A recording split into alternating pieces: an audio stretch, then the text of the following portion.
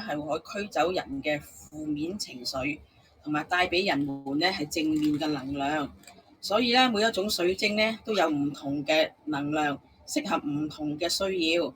因此，總有一個水晶嘅款咧係啱你哋嘅。咁天然水晶咧嘅生長環境多數都喺水底下或者係岩洞入邊。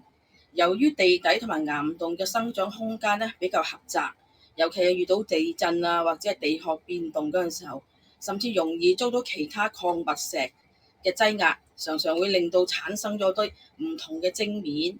仲有當水晶仲係液體狀態嘅時候，都成日會將其他嘅礦石咧泥灰咧一起結成水晶嚟成長嘅。咁例如金紅石啦，佢之後慢慢就會變成髮晶噶啦。火山灰泥，佢稍後咧就會變成幻影水晶。咁水晶點解會有能量呢？係因為水晶係由二氧化矽組成嘅礦物。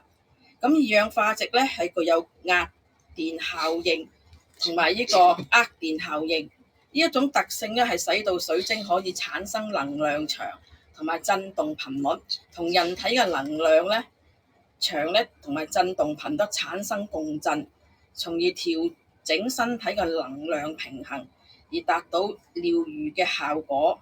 咁今嘅天氣咧，春天咧就比較潮濕啦，咁令人瞓得唔好啦。所以咧，我今日介紹一個藥王石手鏈。藥王石係可以儲元氣、養精神、解毒素、輔助調理肩周炎。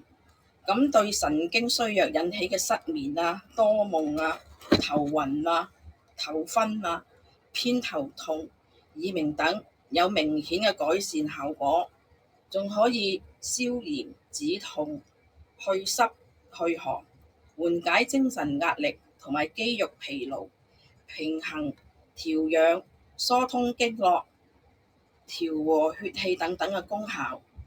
咁咧，今次為大家介紹到而家，下次再見。而家咧係賣68蚊一條，做緊特價係58蚊。好多謝各位收睇，拜拜。